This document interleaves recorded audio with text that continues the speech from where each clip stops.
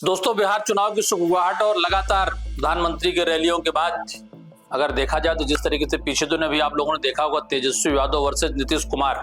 और ये होना ही था। कारण ये है कि जिस तरीके से एनडीए या भारतीय जनता पार्टी ये बाद में तय करेगी कि किसके नाम पर क्या होगा, लेकिन चुनाव से पहले चाहे वो गृह मंत्री अमित शाह का बयान हो, बाकी बड़े नेताओं का बयान हो, इन लोगों ने भी इस बात पे कहा कि हम नीतीश के नेतृत्व में चुनाव लड़ेंगे। लेकिन एक सवाल उठता है, और वो सवाल ये उठता है कि चुनाव तो शिंदे के नेतृत्व में लड़ा गया था महाराष्ट्र का भी। ये बातें मैं इसलिए कह रहा हूं कि अगर देखा जाए तेजस्वी जी का बयान और लगातार उठ रहे कयास, और उस कयास में जेडीयू के राष्ट्रीय अध्यक्ष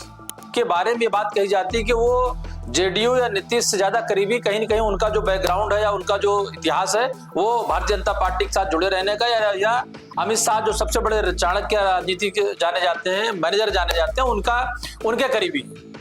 ये बातें इसलिए कहनी है कि इन्हीं बातों को लेकर के बिहार के चुनाव के परिणाम के बाद कौन मुख्यमंत्री बनेगा नहीं बनेगा, ये सब बातों का क्यास लगातार चल रहा। एनडीए वर्सेस इंडी की बात करने से पूरे देश में बात हो सकती है, लेकिन जहां तक रही बात, मैं सीधी शब्दों की बात करूं, चेहरा बिहार में दो ही है, नीतीश कुमार और तेजस्वी यादव, पक्ष और विपक्ष।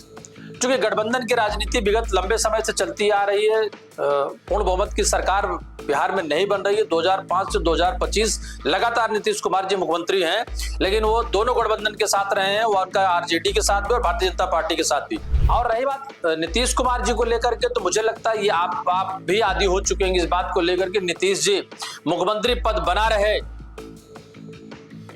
वो कभी भी किसी के साथ भी जाने की चर्चाओं में उनको परहेज नहीं है। वो दो शब्दों की बात कर देंगे, जब तेजस्वी के साथ आए थे तो, और तेजस्वी को छोड़ के गए थे तो। लेकिन ये बातें बीतो दोनों दिनों को हो गई। मौजूदा जो राजनीतिक हलचल बिहार में है वो इस बात को लेकर के, अब प्रशांत किशोर को आप इसलिए नहीं वहां पे नजरअंदाज कर सकते क्योंकि प्रशांत किशोर चुनावी प्रबंधन के ही माहिर रहे हैं। क्षेत्रीय पार्टी से लेकर राष्ट्रीय पार्टियों को चुनाव जिताते हराते रहे हैं, और उनका ग्राफ तो एक समय इस तरीके से हो गया जो प्रबंधन भारत में इंट्रोड्यूस ही नहीं हुआ था, उस प्रबंधन में उन्होंने भारतीय जनता पार्टी के लिए पहले काम किया, अमित शाह के लिए बाद में काम किया उन्होंने, नीतीश कुमार के लिए उसके बाद काम किया उन्होंने, ममता बनर्जी के लिए उसके बाद उन्होंने काम किया चंद्रबाबू नायडू तेलंगाना और हैदराबाद के लिए। ये तो वही बात हुई कि जब इनको ये लगा कि प्रबंधन मेरा, कूटनीति रणनीति मेरी, व्यवस्थाएं मेरी, प्रचार प्रसार मेरा, भीड़ जुटाने के काम मैं करूं, रैलियां मैं बनवाऊं, और बाद में सीटें आने के बाद बतौर, या तो हो सकता है कि उनको कुछ चीजें इस तरह कमिट की गई जो उनको नहीं मिली हो, चाहे वो भाजपा की सरकार हो, चाहे नीतीश कुमार की सरकार हो, चाहे वो ममता की सरकार हो, चाहे वो अन्य किसी की सरकार रही हो। खाली चुनाव से पहले एक तय जो राशि होती है वो लेने के लिए, तो इसलिए प्रशांत किशोर भी जन स्वराज पार्टी के जरिए वो भी सभी 243 सीटों पर चुनाव लड़ने के लिए पूरी तरीके से तैयारी कर चुके हैं। अच्छा, तैयारी करने के साथ साथ जब बिहार किया तो बिहार की बात चिराग पासवान को अभी याद आती कि बिहार, और उन्होंने भी कहा 243 सीटों पर चुनाव लड़ेंगे। और अगर पूर्व चले जाए, पूर्व की बात इसलिए करें कि अभी कल ही देश ने 50 साल का काला दिवस मनाया, तो नीतीश और लालू की जोड़ी, ये सब निकले हुए लोग हैं जेपी आंदोलन से। मित्रों, ये बातें हम इसलिए कह रहे हैं कि बिहार का चुनाव ये वानगी नहीं है। अगर आपको इसको उदाहरण के तौर पर कंपेयर करके लेना चाहें तो, और भारतीय जनता पार्टी के साथ जो भी दल रहा है धीरे धीरे वो समाप्ति की ओर गया है, क्योंकि बड़े भाई छोटे भाई की भूमिका में महाराष्ट्र में होने वाली, अभी की होने वाली और पूर्व की होने वाली या रहने वाली शिवसेना दो भागों में बढ़ गई, असली नकली पे हो गई। उसमें कई सारे बयान आपने पहले भी देखे होंगे, और अभी 2-3 दिन पहले की बात है कि ठाकरे और संजय के बीच में किस तरीके से शब्दों और बातों का वार प्रत्यारोप चला। लालू का चारा घोटाला से लेकर उनको जेल जाने से लेकर उनके इलाज से लेकर के उनके किडनी बदलने को लेकर बहुत सारी चीजें ऐसी रही हैं। और नीतीश जी के स्वास्थ्य को जो चिंता करते हुए लोगों ने बयान दिया है, लोगों ने बयानबाजी की है, लोगों दिख भी रहा है कि बहुत नीतीश कुमार से ऐसी कोई उम्मीद नहीं की जा सकती। बहुत सदे,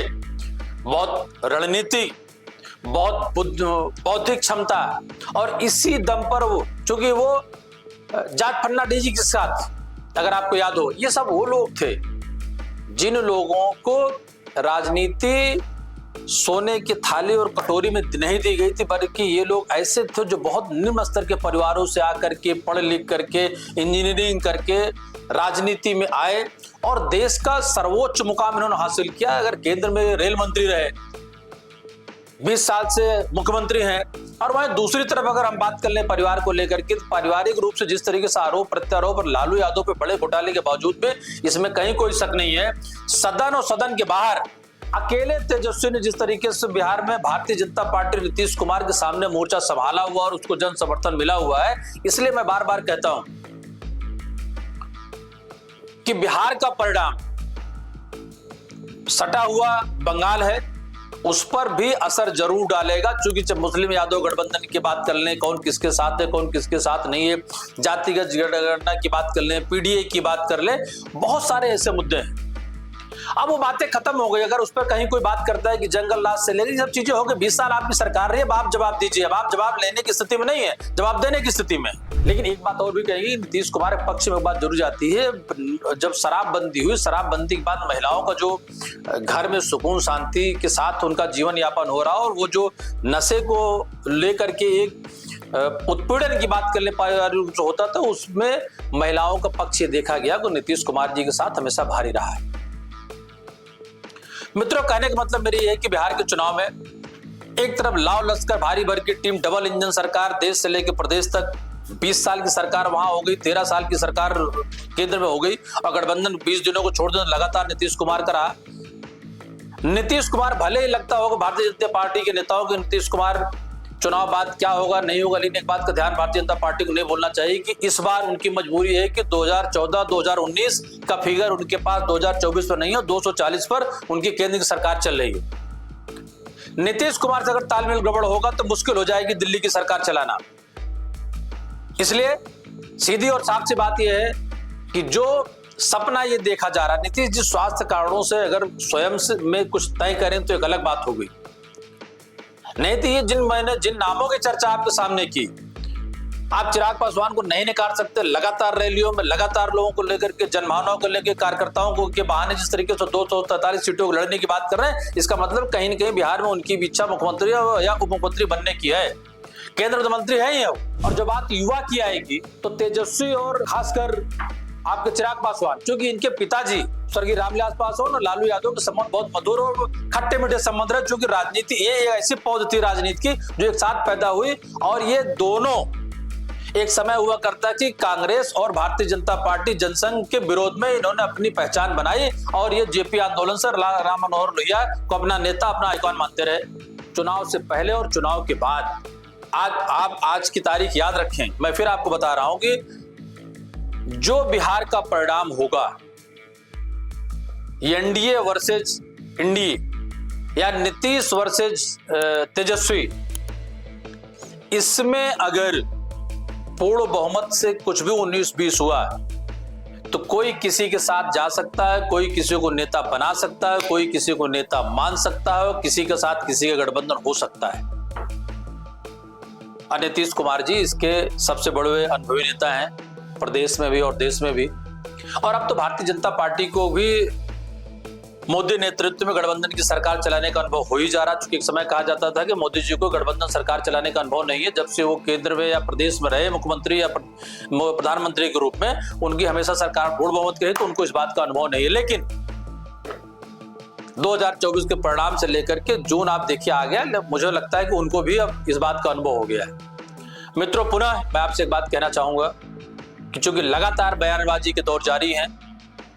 अभी सीटें के बंटवारों की बातचीत नहीं हो पाई है, चुनाव अक्टूबर में है,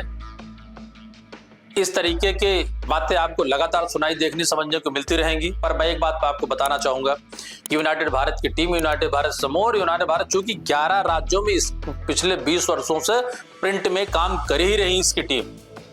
मेघालय, त्रिपुरा, सिक्किम, आसाम, इन सब जगहों पे, बिहार, आप झारखंड की बात कर लें, आप रायपुर, रांची, कलकत्ता की बात कर लें, ये बातें मैं इसलिए आपसे शेयर कर रहा हूं कि हम आपको ऑथेंटिक रूप से अपनी टीम के जरिए जो खबरें निकल करके समझ करके आती है उसकी समीक्षा लगातार आपको दे रहे हैं। आने वाले समय में आप इस चैनल पर लगातार राज्यों से जुड़े हुए वरिष्ठ पत्रकारों के साथ में, उनके नेताओं के साथ में, उनके अपने अनुभव के साथ में लाइव डिबेट पॉडकास्ट में देखते आएंगे। फिर मैं आपका आभार व्यक्त करना चाहूंगा कि विगत 2 महीनों में आप लोगों ने जिस तरीके से यूनाइटेड भारत को अपना प्यार दिया, अपना सहयोग दिया। आप किसी भी अपने मोबाइल पर, एंड्रॉइड पर, ऐप पे, कहीं पर यूनाइटेड भारत यूपी आप यूट्यूब पर जाएं, सर्च करें और नियमित रूप से आपको खबरें मिलेंगी और सच खबरें मिलेंगी। रिकॉर्ड बना लीजिए और आने वाले समय में इसका इतिहास भी देखिएगा। धन्यवाद, नमस्कार, आभार।